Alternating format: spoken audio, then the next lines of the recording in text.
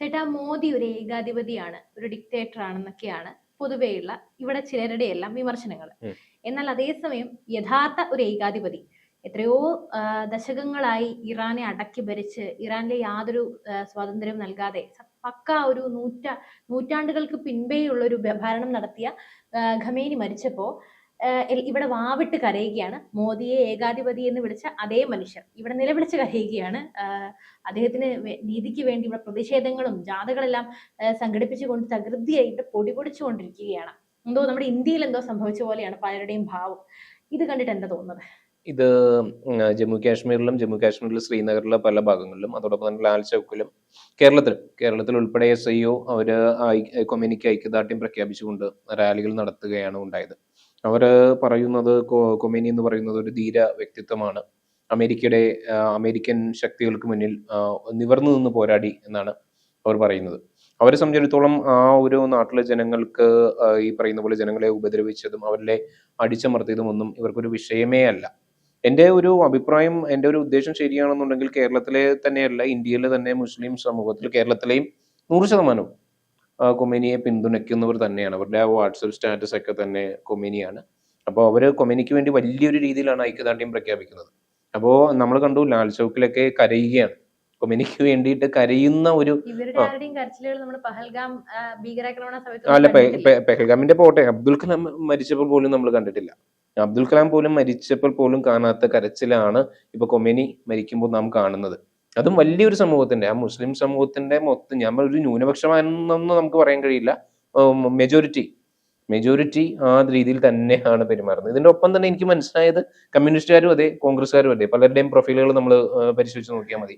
റിജിൽ മാക്കുറ്റിയുടെ ഒക്കെ, അതോടൊപ്പം തന്നെ M സ്വരാജിന്റെ എല്ലാം തന്നെ കമ്മ്യൂണിസ്റ്റുകാരും കോൺഗ്രസ്സുകാരും കോലം കത്തിച്ചുകൊണ്ടുള്ള പ്രതിഷേധങ്ങളാണ് ഇപ്പൊ റോഡിൽ ഇറങ്ങിയാൽ കോലം കത്തിച്ചുകൊണ്ടുള്ള പ്രതിഷേധമാണ് അവരും നടത്തുന്നത്. അപ്പോ വളരെ വ്യക്തമാണ്, മുസ്ലിം സമൂഹവും കമ്മ്യൂണിസ്റ്റുകാരും കോൺഗ്രസ്സുകാരും ഒരുമിച്ചാണ് ഇദ്ദേഹത്തിന് വേണ്ടിയിട്ട് പിന്തുണ പ്രഖ്യാപിക്കുന്നത്. നേരെ മറിച്ച് ഇറാനിലേക്ക് നോക്കിയാല് ഇറാനികൾ അവിടെ മധുരം കൊടുത്ത് ആഘോഷിക്കുകയാണ്. ഒരു വിഭാഗം പ്രോഗ്രസീവായിട്ട് ചിന്തിക്കുന്ന ഒരു വിഭാഗം അതിനെതിരെ എല്ലാം ശക്തമായിട്ട്, ഈ കൊമ്യൂണിയുടെ നയങ്ങൾക്കെതിരെ എല്ലാം ശക്തമായിട്ട് അവിടെ പോരാടിയിരുന്ന വ്യക്തികളായിരുന്നു. നമുക്കറിയാം, തല മറയ്ക്കാത്തതിന്റെ പേരിലാണ് ഒരു പെൺകുട്ടിയെ പീഡിപ്പിച്ചത്.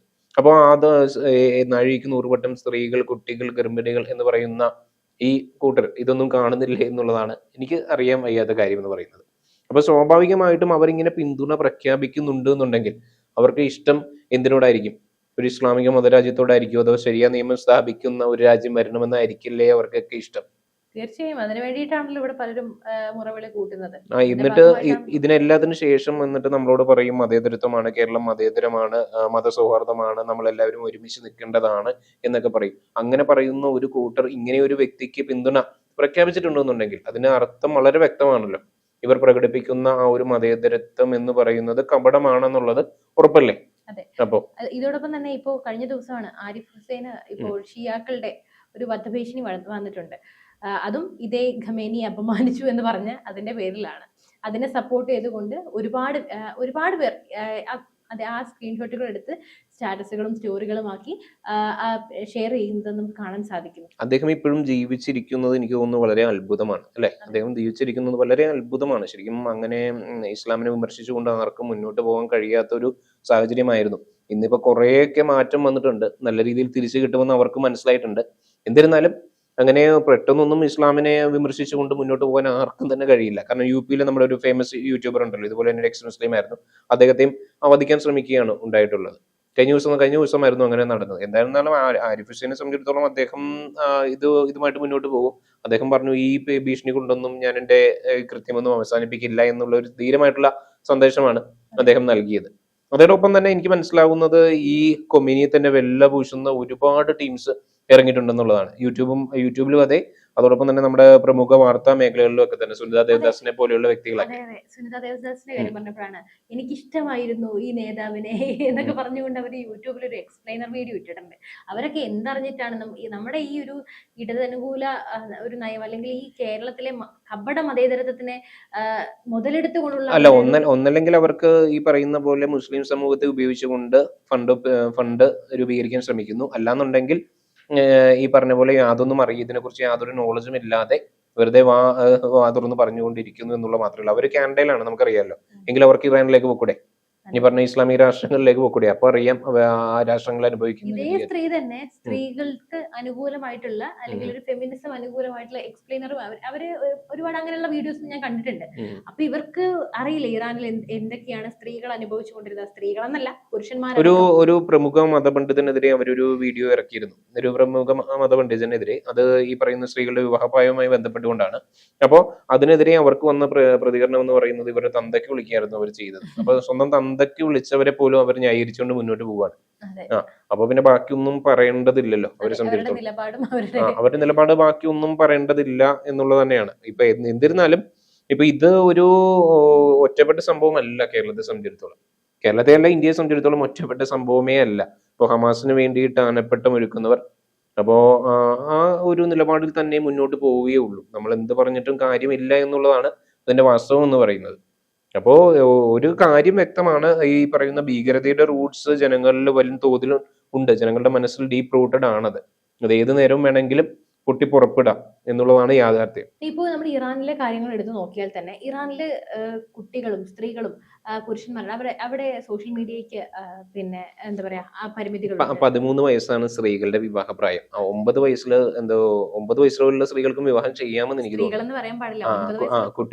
കുട്ടികൾക്കും വിവാഹം ചെയ്യാമെന്ന് എനിക്ക് തോന്നുന്നു. അതിനൊക്കെതിരെ രംഗത്ത് വരുന്നവരെ തടവിൽ പാർപ്പിക്കുന്നു, ലൈംഗികമായിട്ട് പീഡിപ്പിക്കുന്നു.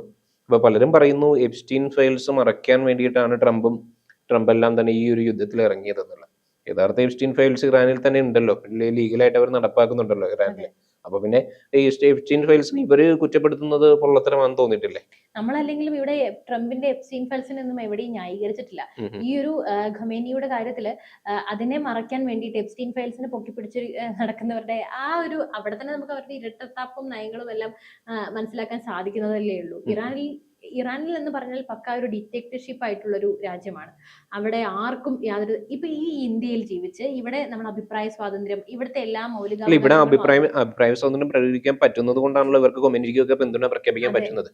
നേരെ മറിച്ചുകൊണ്ട് ഇറാനിൽ നിന്നുകൊണ്ട് ഇതുപോലെ എന്തെങ്കിലും പിന്തുണ പ്രഖ്യാപിക്കാൻ ആർക്കെങ്കിലും കഴിയുമോ? ഇറാനിലെ ഒരിക്കലും കഴിയില്ലല്ലോ. അവരെന്തുകൊണ്ട്, ഞാൻ പറയട്ടെ, ഇവിടുത്തെ സർവ്വ സ്വാതന്ത്ര്യങ്ങളും എല്ലാം അനുഭവിച്ച് ഇവിടെയുള്ള എല്ലാ കാര്യങ്ങളും ആസ്വദിച്ച് ജീവിച്ച്, അതായത് നമുക്ക് ഇവിടെ എന്ത് വിളിച്ച് പറയും. ഇപ്പൊ നമ്മൾ രണ്ടുപേരും ഇവിടെ ഇരുന്നിട്ട് ഈ ഒരു പോഡ്കാസ്റ്റിൽ നമുക്ക് വേണമെങ്കിൽ നമുക്ക് ഈ മോദിയെ വിമർശിക്കാം, പിണറായി വിജയനെ വിമർശിക്കാം, അങ്ങനെ ഏത് നേതാക്കളെയും പരസ്യമായി വിമർശിക്കാം, നമ്മുടെ അഭിപ്രായം നമുക്ക് രേഖപ്പെടുത്താം, നമുക്ക് പ്രതിഷേധിക്കാം. എല്ലാം ഈ ഇന്ത്യയിൽ ജീവിക്കുന്നത് കൊണ്ടുള്ള ഗുണങ്ങളാണ്. എന്നിട്ട് ഇവിടുത്തെ ഈ ഗുണങ്ങളെല്ലാം കൈപ്പറ്റി മറ്റൊരു രാജ്യത്തോട് കൂറ് കാണിക്കുന്നവർക്ക് എന്തുകൊണ്ടാണ് അവിടെ പോയി ജീവിച്ചുകൂടെ എന്ന് നമുക്ക് ചോദിക്കുന്നതിൽ യാതൊരു തെറ്റുമില്ലല്ലോ. കാരണം ഇവിടെ നമ്മൾ ഇവരുടെ ആശയങ്ങളെയോ മതത്തെയോ ഒന്നിനെയും നമ്മൾ ഇവിടെ തടഞ്ഞു വെക്കുന്നില്ല. ഇന്ന് ഞാൻ ഹിന്ദു ആണെങ്കിൽ നാളെ എനിക്ക് മുസ്ലിം മതം സ്വീകരിക്കുന്നത് കൊണ്ട് യാതൊരു തെറ്റുമില്ല. അതായത് നമ്മുടെ ഇന്ത്യൻ ജനാധിപത്യം ഇറാനിൽ അത് പറ്റുമോ? ഇറാനിൽ ഒരിക്കലും കഴിയില്ല. ഇറാനിൽ പറ്റില്ല. ഇസ്ലാമിക ഭൂരിപക്ഷ രാഷ്ട്രങ്ങളിൽ ഒന്നും തന്നെ അതിനൊന്നും കഴിയില്ല എന്നുള്ളതാണ് യാഥാർത്ഥ്യം. അപ്പൊ ഭൂരിപക്ഷമായിട്ടുണ്ടെന്നുണ്ടെങ്കിലുള്ള അവസ്ഥയാണ് ഇതെല്ലാം നമ്മുടെ കൺമുന്നിൽ കാണിച്ചു തരുന്നത്. ഇന്ത്യ ഇപ്പം ഇന്നും ജനാധിപത്യം ആയിട്ട്, ഇന്ത്യ ഒരു ജനാധിപത്യം മതേതര രാഷ്ട്രമായിട്ട് തുടരാൻ കാരണം എന്താണ് ശരിക്കും? അത് ഭരണഘടനയാണോ ശരിക്കും, അതോ ഹിന്ദു ഭൂരിപക്ഷം ആയതുകൊണ്ടാണോ? ഹിന്ദു ഭൂരിപക്ഷം ആയതുകൊണ്ട് മാത്രമാണ്. ഇതേ ഹിന്ദു ഭൂരിപക്ഷമായിട്ടുള്ള ഒരു രാജ്യമായിരുന്നു പണ്ട് ബംഗ്ലാദേശും.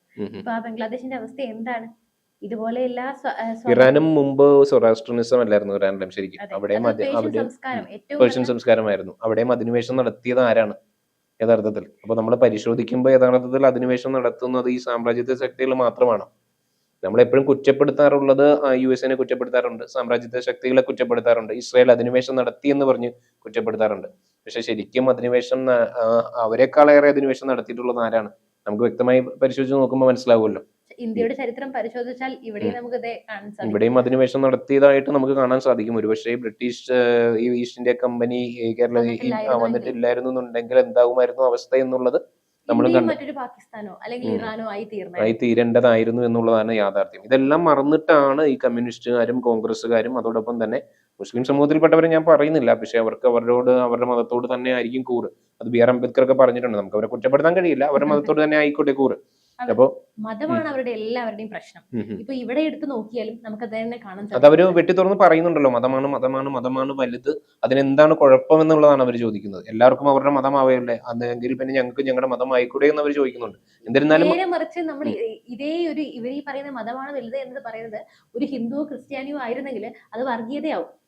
ഇതിവിടെ വളരെ അല്ല, ഏതായാലും അവരത് വെട്ടി തുറന്ന് പറയാൻ കാണിച്ച ഒരു ധീരമായിട്ടുള്ള നിലപാടിനെ നമ്മൾ അഭിനന്ദിക്കണം. അതല്ലാതെ പലരും അത് ഈ പറയുന്ന പോലെ തക്കി കളിച്ച് നിന്നില്ലല്ലോ. ഇത് പറയുന്ന പോലെ മറ്റുള്ളവരെ പരിഹാസ രൂപേണ മതേതരത്വമെന്നോ മതസൗഹാർദ്ദമെന്നോ ഒന്നും പറഞ്ഞു നിന്നില്ലല്ലോ. ഒരു തുറന്നു പറഞ്ഞതിൽ നമ്മൾ അവരെ അഭിനന്ദിക്കണം, എന്തൊക്കെയാ പറഞ്ഞത്. പക്ഷെ എന്നിട്ടും കണ്ണു തുറക്കാത്ത വേറെ ചില വിഭാഗങ്ങൾ ഇവിടെ ഉണ്ട്. അവരാണ് ഇന്നും ഇതിനെ വളരെ ഗ്ലോറിഫൈ ചെയ്തുകൊണ്ട് കേരളം വളരെ മതേതരത്വമായിട്ടുള്ള ഒരു സംസ്ഥാനമാണെന്ന് പറയുന്നത്. അതൊന്നും ഇനിയും മാറാൻ പോകുന്നില്ല. ഏതായാലും ആ ഒരു അജണ്ടയുമായിട്ട് മുന്നോട്ട് പോവുകയുള്ളൂ. അത് ഇനിയിപ്പം ഈ പറയുന്ന പോലെ ബോധം വരണം, അല്ലെങ്കിൽ ബോധം ഉദിക്കണമെന്നുണ്ടെങ്കിൽ ഒരു 10-15 വർഷം കൂടി കഴിയണം. എന്നാലും ഇതിന് ആഫ്റ്റർ എഫക്ട്സ് ഒക്കെ മറ്റു വ്യക്തികൾക്ക് ബോധ്യപ്പെടുകയുള്ളൂ.